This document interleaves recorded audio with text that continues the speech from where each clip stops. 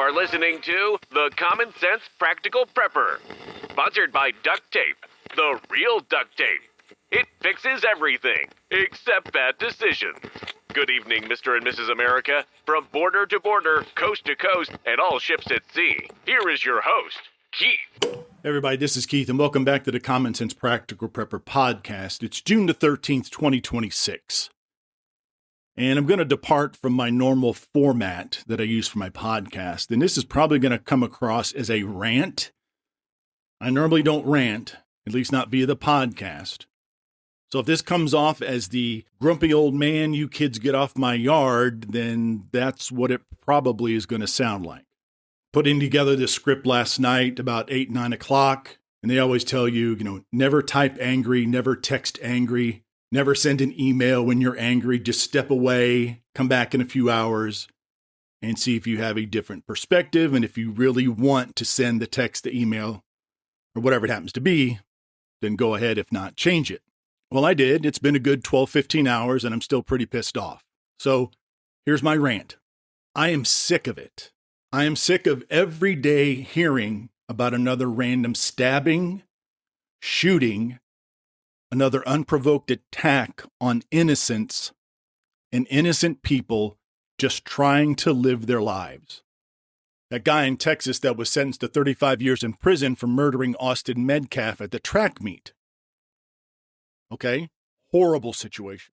And what's almost as bad as the crime itself is the mainstream media straight up lying about what happened, about the evidence that was presented, not exaggerating, not fudging, not stretching the truth, but flat out lying in an attempt to stoke the racial divide that has already occurred with this case.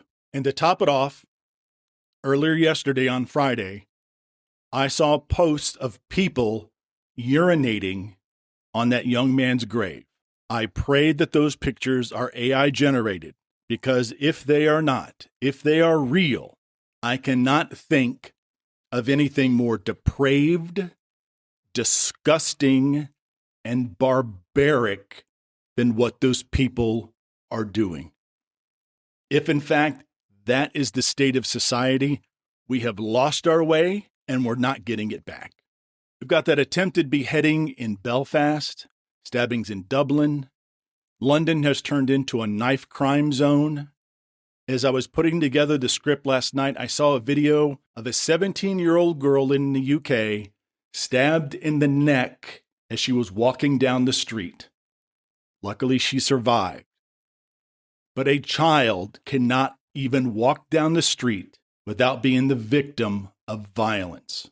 So here at home, over Memorial Day weekend in Chicago, 37 people were shot, and politicians and leaders in the community are out celebrating that nobody died, nobody was murdered.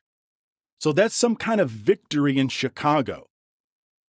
We had 37 people shot over the long holiday weekend and nobody died.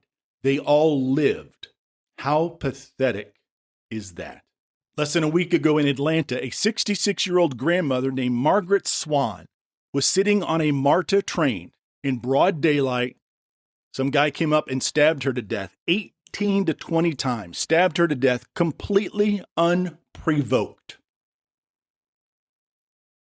Earlier this week in the Bronx in New York, a 41-year-old father of 7, Jonathan Pettigrew, was on the bus on the way to pick up his daughter from school.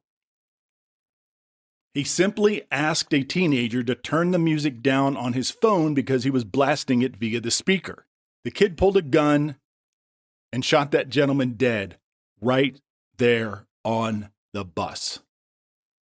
You can't go to a restaurant, a store, a sporting event, any sort of large gathering, a festival, without gangs of teens showing up, assaulting each other, assaulting other people, destroying property, and stealing stuff. It happened about a week and a half ago in Ohio at a church festival. They had to shut it down because of a teen takeover. And we've got people losing their minds at fast food restaurants because their order is wrong. They're jumping behind the counter, throwing things at the workers, climbing through the drive-thrus, shooting people, stabbing people, because they didn't get enough ice in their soda or their fries were cold. Where in the hell is this kind of behavior coming from?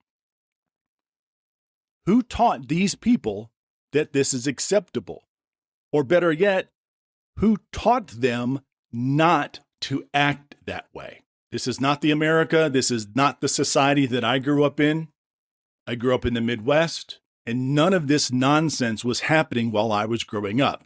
You went to school, you learned your ABCs, and if you didn't get the grades, you were held back. Now, illiteracy is through the roof. Kids are just pushed through the system, whether they can read or not. They are not allowed to fail because I guess that might hurt somebody's feelings that little Johnny has to repeat 5th grade. So let's call this what it really is. This isn't random crime. This is societal decay in real time, right in front of our eyes. And here is why it's happening. Number 1, we have completely removed consequences.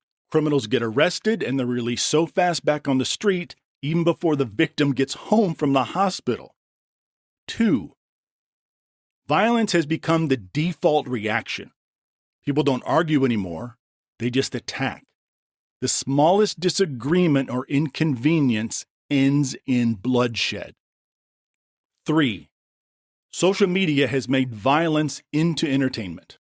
These idiots are out there doing stuff on purpose now because they want the views and the clout. Not really sure how assaulting somebody and putting it on social media gives you clout. What do you get, street cred from somebody from doing this? Number 4, there's no parenting anymore. A whole generation of kids has grown up with no real authority and no one teaching them how to behave in public. Number 5, personal responsibility is dead. Nobody is taught that their actions have consequences. Not at home, not at school, and definitely not in the courtroom. So after laying all this out, I know a bunch of people are wondering, what do we actually do about this? And here's the straight poop from me. Society is not going to fix itself. I don't think anybody can agree that it's going to fix itself on its own. No amount of money or social programs is going to fix societal decay.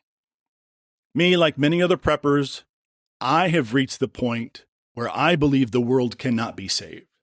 I would like to think it could be, but I really don't think it can. Every single day, I just want to remove myself from all of this crap. I want my cabin up in the mountains, high enough that I can see snow on the ground in the winter.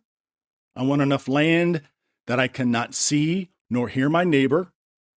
I want to be mostly off-grid in a state that doesn't tax my pension into oblivion. Texas and Tennessee are both appealing to me right now for their much lower taxes. So I guess in a sense, this is my version of building my ark. Not because I think I can stop the flood, but because I'm smart enough to get the hell out of its way. Maybe some of you out there are feeling the same, maybe you're not.